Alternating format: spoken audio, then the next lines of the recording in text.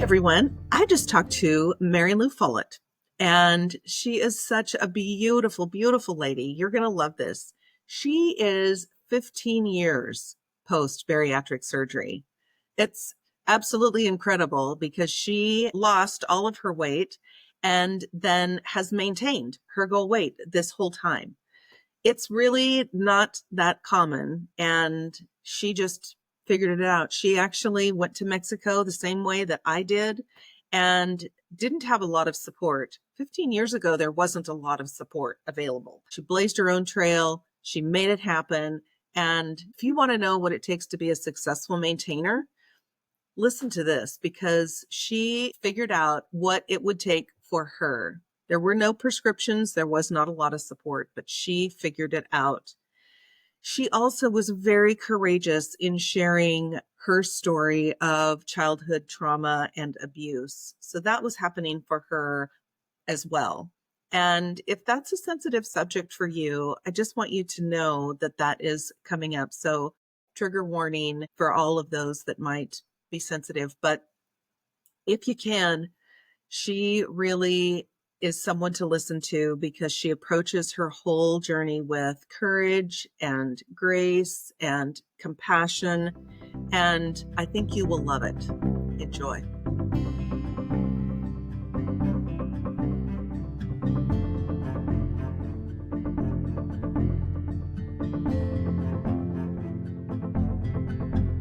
Hello. Hello, and welcome to the Wild Rebel Wellness Podcast. Hi, Mary Lou. Thank you so much for joining again today. I just really appreciate your story. And to get everybody kind of caught up, can you just tell us a little bit about how you came to be here today, your bariatric story yourself? Okay, sure. Well, how I contacted you, Dee Dee, is my best friend France is in the Dr. Laura's class, and she Oh, met with yeah. you and really liked you, and she suggested that I might want to talk with you. So my story is that I was always on a diet. I was given diet pills when I was a teenager, diet after diet after diet, lose weight, gain, the whole story, gain more back. Just really frustrated. So in June of 2010, I went to Mexico and had a gastric sleeve. I knew I was going to have a hip replacement in November. And I thought maybe if I lose the weight, I won't need the hip replacement. Yeah. Well, I did lose a lot of weight, but I needed the hip replacement still. And the other thing that really got me is when I looked at a side picture of myself, I couldn't believe that was me. My highest was 200. And that for me, that was the tipping point for me. Yeah. Yeah. So I went down and I went by myself. I was encouraged because a male doctor had the gastric sleeve and spoke very highly of it. Um, I think it's one of the best things I've ever done. My family thought I was crazy. My friends thought I was crazy, thought it was dangerous to go to Mexico, Tijuana. But actually, I was very pleasantly surprised by my whole experience down there. The doctors, the nurses, the hospital staff, etc. Yeah. I have heard that same kind of story where people, I mean, even if they have surgery here in the States, sometimes friends and family are worried on behalf of their loved one that they're doing something bad or, they can't take back or they can't change. So, they aren't necessarily supportive or they're supporting in a way that um, doesn't feel supporting to the patient. But then when you add in Mexico, then they, you know, there's another layer of worry by some. And I know people that didn't choose to share that information with their friends and family or were very selective. So did you have people that did support you going down there? Oh, sure, sure. France, my best friend, a couple of other friends. My family, I'm the oldest of eight, and they all thought I was absolutely nuts. Nuts, you know. And also the judgment about you can't do this yourself. You have to have surgery to do this. Well, I was beyond that at that point. And, Yeah. and it runs in my family as well. Morbid obesity. I wasn't morbid, but I was obese. I didn't want to go there as I got older. Yeah. Yeah. I have a brother Yeah, who's, that comment about it being, you know, the easy way out. Why can't you do it yourself? Like people are just misinformed. Like, no, actually, I can't. And it's not the easy way out. It's not that there isn't still a lot of work involved. So it really is a process of educating people, but truly making that decision for yourself. Have they had any comments since? oh, they are, I'm not in touch with my family a lot. They're all over the country. Mm, But it's been a long time. That was 2010, and it's 15 yeah. years in June this year. Yeah. They've come around. They've come around. I have a brother who's probably 350, 400 pounds, and he's just immobile. He's just stuck to his chair. And I wished he would get this surgery, but he wouldn't. Friends have come around, and I'm certainly been a lot more open about it through the 15 years about, yes, to my patients. I was a nurse practitioner for 42 years, and a lot of them went down to Mexico and were very happy, very happy. And I think they were encouraged because I did it, and I came out and I did well. Yeah. Yeah, Well, I definitely want to dive more into the aspect of medical tourism because I actually had my surgery in Mexico too. But I do want to get back to that point. But am I'm curious to find out a little bit more about your life before and life since, especially since you've got 15 years, now. But I'm curious about your expectations going into it versus reality afterward. Did you find anything that mm, was surprising? yeah. Soon after I got back, I took myself out to lunch and I ordered a BLT. And I'll tell you what, I just took a couple bites and I was full. I was shocked. I mean, I'd take it all home and eat it like over several days. I think the hardest thing for me was getting used to the very small portions. Still can only a very small amount at a time. That shocked me. I had no idea that I would fill up so quick. But I'm grateful. And that I can go in a store now and put anything on. It's not this humiliating experience of not being able to fit. Yeah, Yeah, for sure. Yeah. Were there moments before you made the decision, before you went down there, that you were second guessing yourself at all? sure. Oh, sure. Yeah. Yeah, I thought, well, I mean, I did a number on myself, golly, you have to go to surgery to have this done to lose weight, but I came around. I really came around. Yeah, I'm very grateful I did it. Yeah. No regrets. So, and you said you had the sleeve, is that right? A gastric sleeve. Yeah. I mean, 15 years ago, it was still not as common, right, as Roux-en-Y. Right. So how did you decide to do the sleeve? I had several patients who had the Roux-en-Y and they gained the weight back.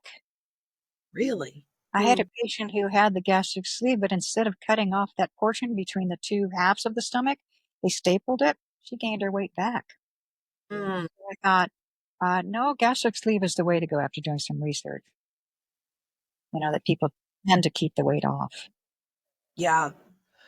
So did your bariatric surgeon have like a full program to help support you going into it and afterward? No, no, no, not at all. Yeah. How did you get the support and the education and everything that ASMBS requires now for accredited programs in the U.S. But and there's actually some very good reasons for that, right? Just curious how you mitigated some of that education. I did a lot of research. I knew that I needed to supplement with B12. That was really important because that was missing, that one of two cofactors of B12. Um, I started doing a lot of research around the seed oils and avoiding them, which I hadn't done before. Just researching more about nutrient dense foods and, what was really better for me.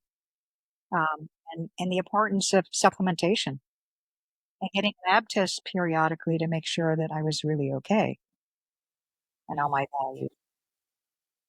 And exercise.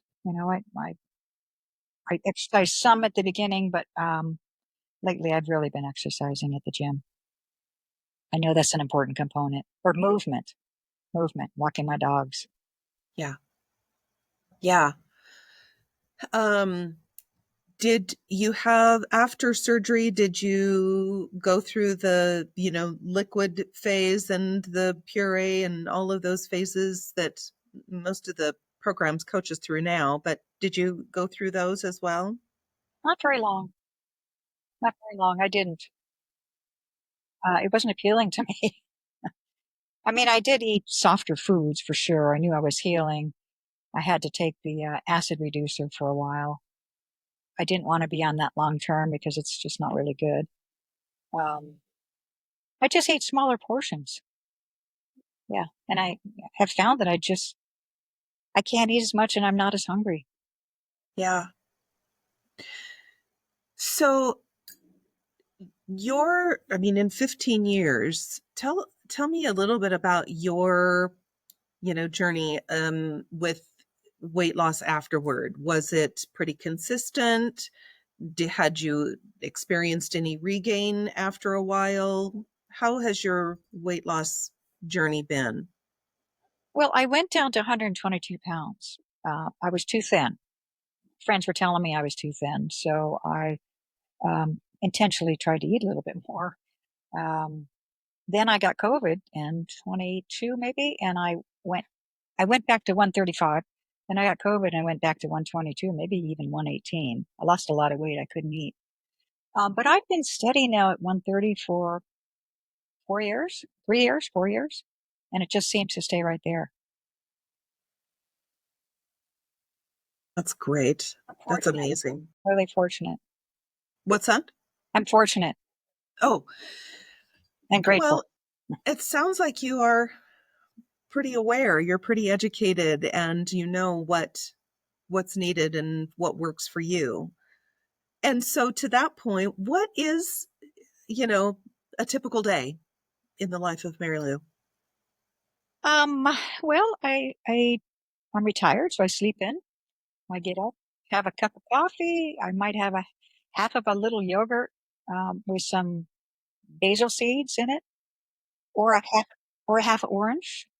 I like to drink a glass of lemon water, stevia in it. And for lunch, really varies. Maybe soup, um, a variety of things, but it's always very small. For dinner, I try to have, bit a meat. Well, I don't eat a lot of meat. I'll be honest with you. Protein, tuna, salmon, vegetable. I don't do desserts anymore. There's no appeal for me.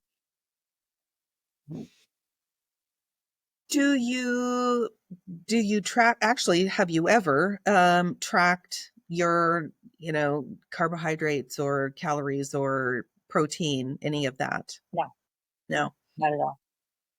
And you do get labs done pretty regularly? Do you? 2 years ago, I had them done, Mhm. and they were fine. Going to skip this year, and yeah, I mean, I will probably next year get some labs done.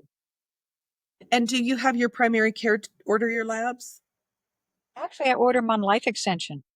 My insurance would cover labs, but the price is so good on Life Extension. You can get so much more than what the Sante charges. Is that a direct to consumer lab ordering? That's fantastic. Are there panels in particular that you order, or how do you know what to order? Well, I get a chemistry panel. I get a CBC. I got a vitamin D. Um, that's basically it. I used to, when I got a full lab, like a Sante, I would get I'd like to keep track of my hemoglobin A1C. which I've never had a problem. My insulin, lipids. I'll get lipids, but I just don't believe in that myth anymore of cholesterol being a bad thing. Yeah, Iron, do you track your iron at all? That's one of those that is ABC, it hemoglobin. just the yeah. Yeah, Okay. hemoglobin. Interesting. Uh-huh. Wow. Um, so um body comp. Do you ever do like body composition to track your, muscle mass versus bone density or anything like that? No, I've done bone density tests in the past, and I've always been really good. I have extra blubber around my abdomen, I sure do, but it's okay. It's okay with me. Yeah, Yeah. and I'm doing some senior circuit workouts with weights, and I feel myself getting stronger, building muscle. Um, Do you go to a gym for those? Is it a why? class? YMCA. At It's the a Y, class. yeah. It's a class. Nice. And I think the thing I mentioned to you before about the ghrelin, the hormone ghrelin, Yeah. that being taken out, and that's a satiety control, but it went wacky and it didn't work anymore. So with that out, that's why I get full quicker, Yeah. very quick. Yeah. I Yeah. never finish my plate.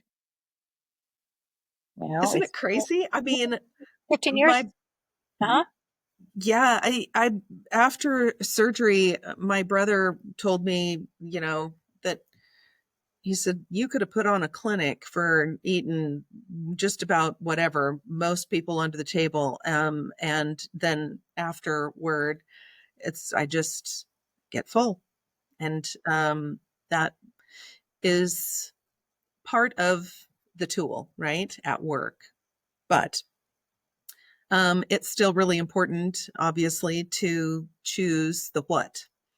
I could eat my daily allotment in chips or whatever, but finding things that we actually really enjoy eating and it's not drudgery or whatever. So yogurt and basil seed, you said, is what Yes. you like to have for breakfast. Better And than. I just did discover basil seeds. Oh, you did. Good. Yes, didn't know anything about them before. Loaded. So they Loaded. are kind of like chia seeds, right? They're better. Much Yeah. better. Yeah. More protein, omega 3s, etc. And I think it just, well, I don't get hungry, but it just fills me up because they expand. The little seeds expand. Yeah. Yeah. So it's good. So, what habits have you had to implement? Um, I mean, obviously our lifestyle changes, but I'm really interested in like habit formation and how have you had to change in terms of your habits since surgery? That's an interesting question. Well, I do look at food labels all the time. And if it has any of the seed oils, I don't buy it because I think that's a problem. Um, I don't know that I've had to change my habits all that much, except for, well, I used to get up planning what I'd have for breakfast, lunch, and dinner, and maybe the next day. Well, I don't do that anymore. It's just, I might plan. I cook a lot and I freeze a lot. So I've got, all kinds of foods available. Uh, yeah, I don't know that I've had to change my habits all that much. Yeah, that's it. So you liked to cook beforehand, before surgery, and you liked to move and go to classes and, you know, go for walks, that kind of thing before surgery. Is that right? No, I don't think I cooked as much before surgery. I think I got a lot of processed foods, frozen foods. It was just easier. I was working. I didn't have a lot of time to cook. Um, so that's different. Yeah. Interesting. So have you I'm curious about like how you view your body. You said before you had surgery, you saw that you saw yourself from the side and didn't recognize that person. Didn't like it. And tell me about how when you see your body now, Huh? what's that like? Well, I've had, I grew up with a lot of abuse, sexual abuse, physical abuse, emotional abuse. So I've had this lifelong interesting relationship with my body, uh, image. Yeah, It's certainly absolutely improved, but there's still remnants there. There's still sure. remnants. Yeah. Even though Yeah. I did a lot of work through the years, emotional work. Yeah. Some of the people that I've talked with, still have kind of this imposter syndrome or some body dysmorphia, like this still isn't me. I see myself, smaller, but I still feel like the person in my bigger body.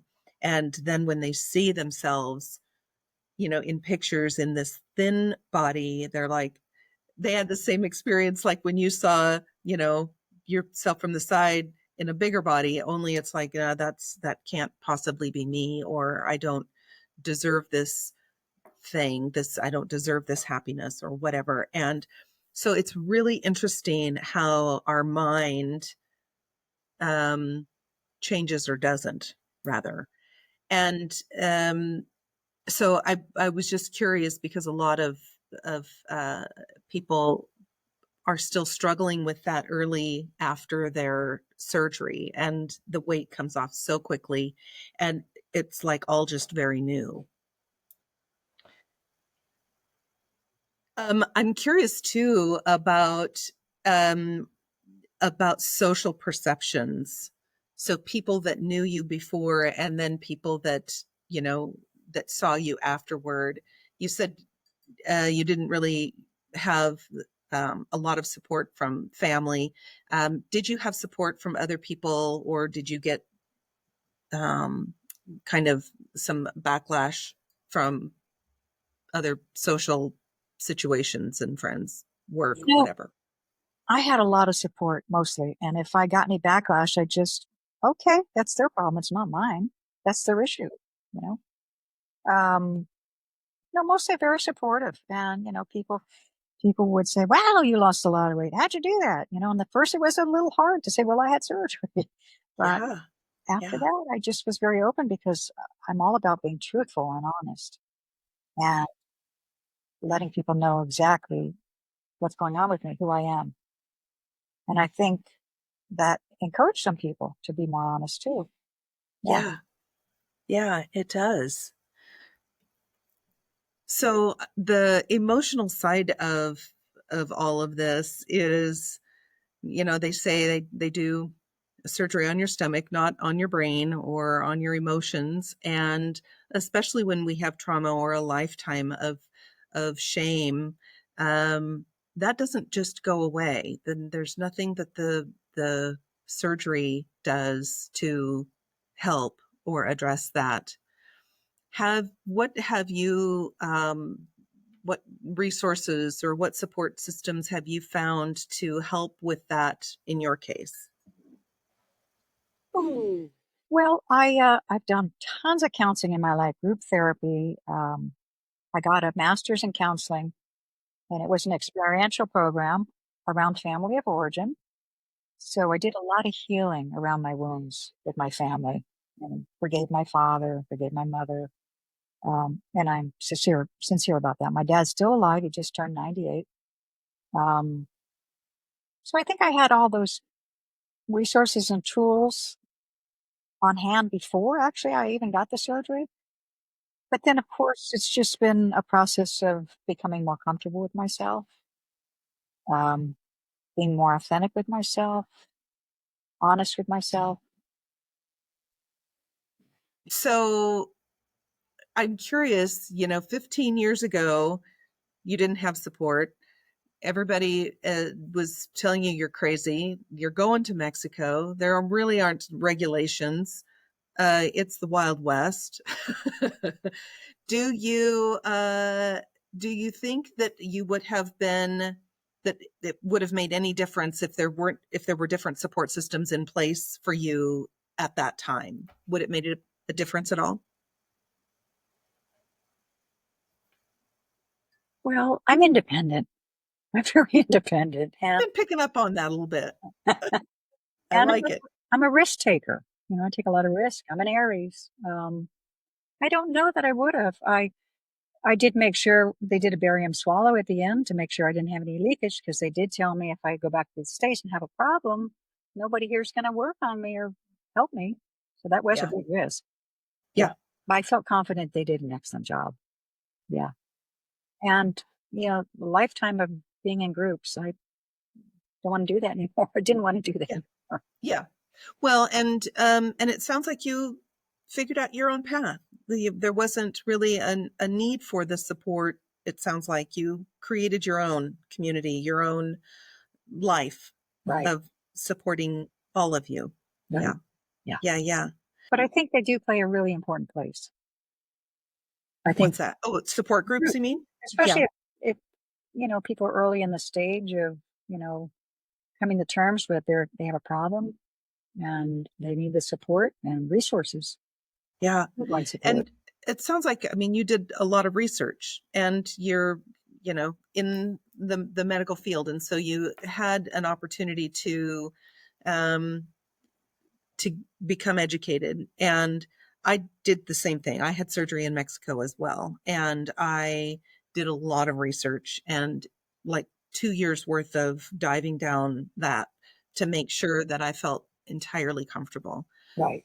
And it sounds like you had a really good experience, and I know I did. I have had two friends go back to the same surgeon that I went to, and have had plastic surgery, and like if I could have all of my healthcare done in Mexico, I Yeah. would. I Right. absolutely love it. I love it. They don't have the fear of litigation like we do up here, that makes providers afraid to actually make decisions in practice. And I mean, they do, but it's a Ex- different thing. Exactly. Yeah. They have the freedom to spend time with and actually, do extra things to take care of patients. So, What surgeon um, would come to your hotel at night to see how you were doing? exactly. That really Yes. astounded me, you know? Yeah. Yeah. Impressed me. Did your clinic pick you up in San Diego at the airport? Yeah, and unfortunately, it was a holiday in Mexico, so they were waiting for me.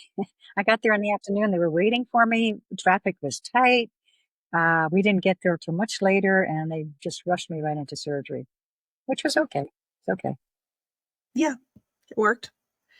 Um, and so then how long did you stay after surgery? I stayed in the hospital that night and another night, and then the third night I went to a hotel, and then they picked me up and brought me back to the airport, and they gave me liquids, Jello broth, and brought it to me at the hotel. And I do remember right after surgery, the burning in my stomach, of course, all that acid. So, you know, gave me lots of medications, IV and then oral. That it really stopped that process, the painful burning. But it was brief, brief. Yeah. And was there any follow-up afterward? Well, the day before I left, I had the barium swallow, as I mentioned. I mean, after you got back to the States, was there any like communication or No, no. follow-up of Oh, any kind? actually, there was. Yeah, there was. I'm sorry, there was. Yes, there was communication for a short time to see how I was doing. I don't know how long, maybe up to 6 months, just to check in and see how I was doing. Did I have any concerns, any problems? Yeah, was I losing weight? Yeah. Is your surgeon still practicing today? Is I he don't still know. in business? Jose Rodriguez, I'm not sure if he is or not. Yeah. Yeah, I I'm always, when people have really good experiences, I just am always so hopeful that those clinics continue and practice and help spread more really good experiences, because we've got shows like Botched, and we've got all of the ones that are not good experiences. Uh, And unfortunately, I've heard some of those firsthand. So, I always am hopeful that they're doing well and good. helping Mhm. create more healthy patients out there. Um, I wanted to go back to the topic of emotional eating, and especially coming from your background. I have talked to other people who experienced sexual abuse and trauma as children, and typically they they dissociate from their bodies anyway, feel like their bodies are not their own. And so I'm just wondering if your decision to have surgery, and getting surgery, if that influenced your emotional healing journey at all. Was it an important factor in kind of regaining autonomy of your body? Oh, certainly, certainly, yeah, yeah. Yes, liking the way I was looking, um, absolutely helped heal more wounds. Yeah. Um, I was just really proud of myself that I did it and that I was successful Yeah. once Yeah. in weight loss. And yeah, yeah. And I used to eat all the time. I used to eat snacks, chips, cookies. They have no appeal for me anymore. Yeah. It's interesting, not being hungry for them is one thing. I know that before surgery, I didn't really eat because I was hungry, that it was really my relationship with food. And it sounds like you don't have that hunger either, but you definitely ate before surgery. So I'm curious about your relationship with food. How has that changed, other than the fact that you're just not hungry? Do you, is that Well, and that's a fabulous question. I don't have the emotional attachment to food. It's just fuel. It's fuel. It tastes good, but I don't have the satisfaction I used to have from eating food. Mm. I don't have the same degree. I'm always a little disappointed when I go to restaurants. If I rarely do that, but if I do, it's just I bring most of it home, and it's just not the same relationship. I mean, I was so immersed in the taste and just the quantity of it. And that's just different now. It's fuel. It tastes good. It's not the most important thing in my life every day like it used to be. So for someone who um, has had such, a great experience herself, but it sounds like in your practice, you saw patients who maybe didn't have such an easy, well, I don't want to say it's easy, but such a kind of consistently good experience after surgery. What kinds of things did you see in your practice about that? People who experience after surgery was a little bit rougher. Well, I think I'm referring to to patients who had previous Roux-en-Y's and didn't do well. I just would never go that route. I don't think it's really safe or the best option. The rerouting of organs, not so good. Um, but most of the folks they got excited because I was doing well and losing weight, and they had always had the same story I had, diet after diet after diet. Those that went down to Mexico and had the gastric sleeve did really well, except for the one gal that was too frightened to let the surgeon cut the two parts of the stomach and had it stapled.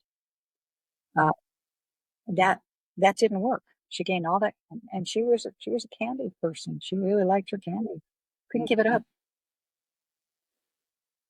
I don't know if I answered your question. No, just I'm curious about, like, from your perspective as a provider, the people that you saw in your practice Mhm. that um, struggled after bariatric surgery. What kinds of struggles did you see, and what you know? advice did you give them, and how they were um, dealing with, like, especially the emotional side of life after surgery? Yeah. But mostly they did well. I did have a husband and wife who had the same surgery at the same time. And actually, interestingly, one of them did well and the other did not. Yeah. So that was Interesting. intriguing to me. And Yeah. certainly was more going on there. Yeah.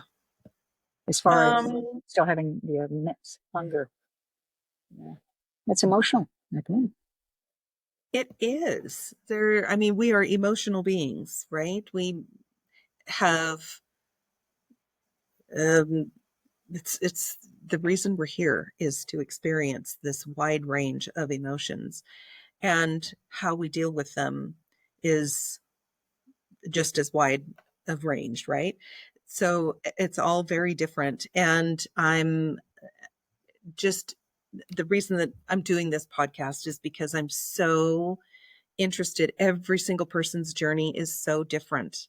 You know, the reasons that they do it and their experiences afterward, and how we support each other or not. And so I'm really interested um, in your experience afterward, how your, um, I mean, it sounds like you're very supportive of anybody that's considering surgery, especially if they're considering Mexico. And I'm just interested if there's kinds of tips and tricks that you can give those people that are going down there now. Ah, well, I'm really all about education as well, like really reading labels, like Yeah. getting out obesogens, foods and cosmetics and creams and shampoos that put on weight. I mean, Yes. there's tons of them that people are not aware of. So I think giving people a little encouragement, positive support, and getting control of their life around what they put in their body, what they apply on their body. Yeah. I think that that can give people a lot of hope. You know, avoiding seed oils is huge, Yeah. huge. It really, it Canola, makes, soybean, rapeseed, what else? The only good oils are coconut, avocado, and olive oil. yeah. Yeah. Um, I, um, I found in my kind of journey after surgery, around food in particular, that I would sort of try, and I would learn something. I would learn, soybean oil is not good. So then I would, notice where I found it and try to eliminate it. Or I would challenge myself to 30-day. I love a good 30-day challenge. I Mhm. would challenge myself to 30 days without gluten. That was actually the big one for me. It made a gigantic difference for me in not just how I felt energy level, but like my skin Uh-huh. changed completely. My gut changed completely just from eliminating, but that's me. And then I thought, okay, well, that's a sign. And then I would think, okay, I would hear something bad about dairy, and then I would be mad about it, but I would give myself 30 days to try, just to see, can I do without? And it's still very hard. Cheese calls to me, but I found that I don't really miss it that much. Really, the only time that I drank milk was when I was having cookies and cake, which I don't really eat anyway. So, for the most part, it's a trial and error, right? To find out what works in our life and what doesn't. But it really is a matter of responding to education. Mhm. You learn better, you learn something new, and when you know better, you try to do better. And so that's, you know, I think the journey, and giving ourselves really the grace to be where we are right now, and to continue to try to do better. Yes. Yeah. So where are you right now? You're comfortable, you've got a really, you know, nice Retired life. a nice retired life. Yeah. I'm just saying, I'm thinking you've got a routine. There's the big word. Nice routine. You get up and you do this and you go and you know, what are you working on right now? Working on emotionally, working on physically, Just personal growth. What kinds of things are you? spirituality. Yeah, Yeah. Yeah. Really, that's a really huge one. connecting to source, Yeah. relaxing. I do a vagus nerve stimulation every day. Well, I'm sorry, what was that? Vagus nerve stimulation, Yes. relaxing my Yes. vagus nerve with Mhm. microcurrent.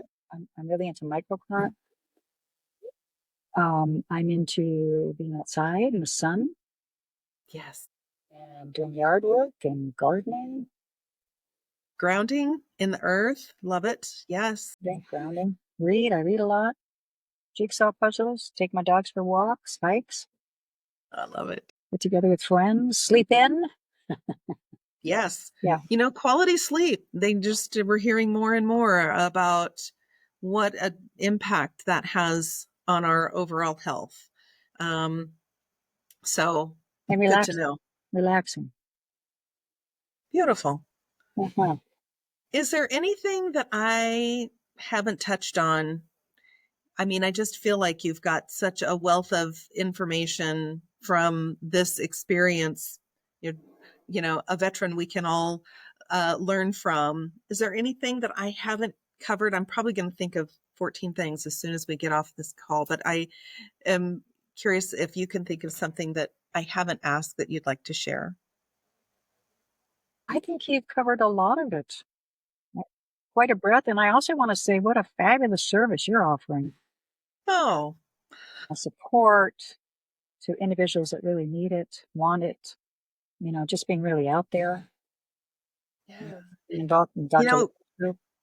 it was what I felt very supported by. I found a podcast before surgery and I consumed it like it was my job. I just was a sponge. I wanted to know what worked for people and what didn't work, and why. And some people are good investigators and like that education, like it sounds like both of us do, and some don't. I had friends that were like, I know you, I trust you, have done all the research possible, and if this is what you're doing, I'm going with you. And actually I had a friend that went down. We went down together to Mexico and had it done at the same time, and supported each other throughout. It was tremendous. And I've gone down since with people that are like, I know that I don't know it all and I just want to be guided, and I'm like, I'm happy to be your guide. I did, So, and I just really appreciate hearing people's stories, so I yeah, of really appreciate yours. course. I did want to ask you if there are medical tourism companies still, because how did you get yourself down there? You must have had a contact in the United Well, States. so I found out about my surgeon's practice, Huh? and it's actually changed a bit since I went down there. But um, they did the same thing where they came to San Diego, and there was, by the time I had it, so I had surgery almost 8 years ago now, and they actually do follow the ASMBS guidelines. So that's the American Society of Bariatric and Metabolic Surgeons. And they do, they're the ones, the accreditation body for the US. But this clinic actually follows those same guidelines and is accredited by the ASMBS in Mexico. So I was really impressed by that. And and I hung out on their Facebook page and paid attention to the advice that was given, the comments that were allowed or not allowed. I just paid attention to all of that. But I also talked to a lot of people that had been down there, and I actually ended up stumbling on several people who had been to his clinic. And who So was that? And that's Dr. Ilan Yeah. um, at Hospital BC in Okay. Mexico, in Okay. Tijuana. Okay. And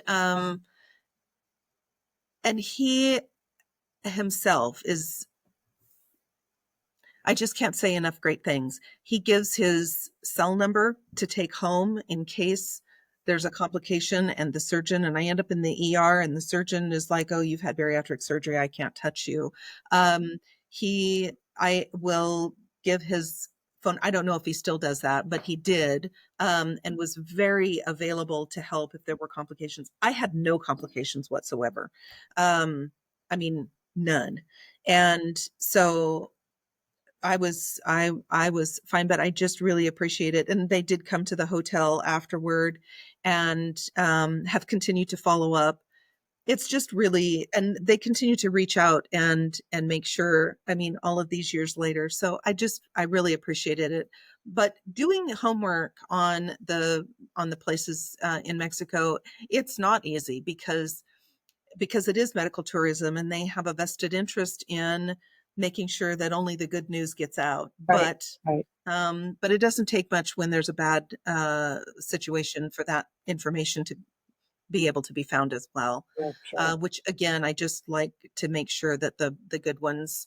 I'm happy to help people find the good ones, but um, They it were really is a safe.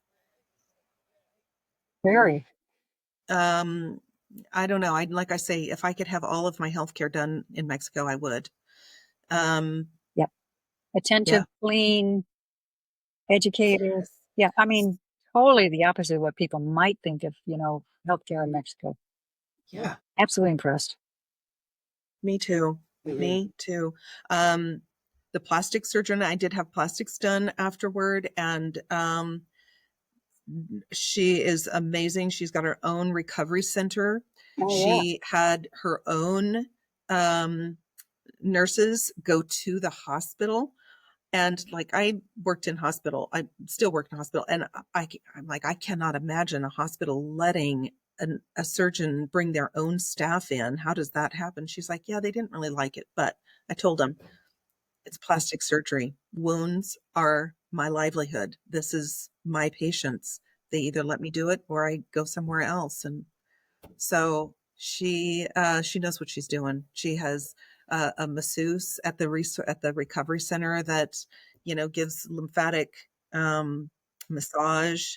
She's got her own chef that cooks really really healthy foods that if people are used to that, some aren't. But I was really appreciative. So anyway, yeah, they do a really good job. I'm really interested in other places. I know going to Mexico is pretty convenient for at least the southern part of the U.S.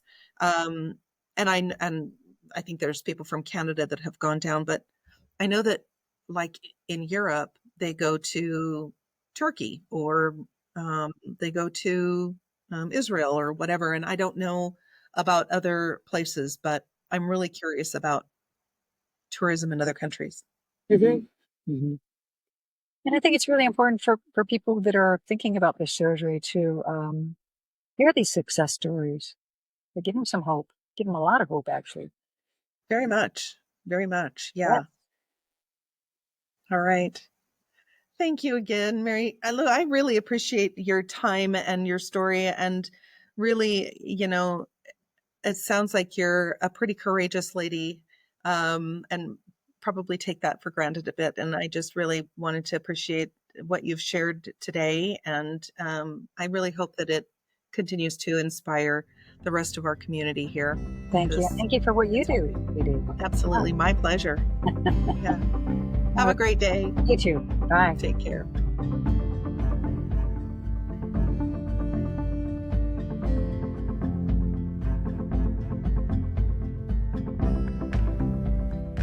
Hey, everybody. Wasn't that great? I love how she just decides, I'm going to Mexico. US told her no. The US told her no. They said, Doesn't matter if bariatric surgery is the actual standard of care in the treatment of obesity. We're not going to support you. So she did her homework. She found a great surgeon and she just went down there by herself. And this was all with no support from her friends and family. I'm sure that they felt like they had her best interests at heart, but I'm really glad that she didn't listen to them.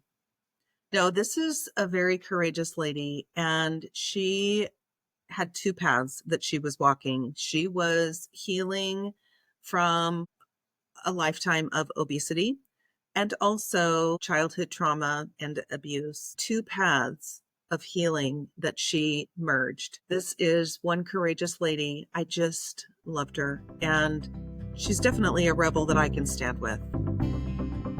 If you're considering bariatric surgery or are navigating life afterward and feel like you could use some support, I would love to help you.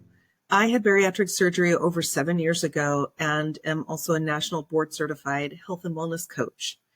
I've also got over 30 years of experience working in hospitals and medical clinics in the US, so I get it. If you'd like a discovery call with me, all you need to do is tell me a little bit more about yourself and your journey at the link in the podcast description below. And I've also got some other resources there for you, so be sure to check it out. Remember, being well in this era and in this culture, it's an act of rebellion. So go, be a rebel and be well. Until next time.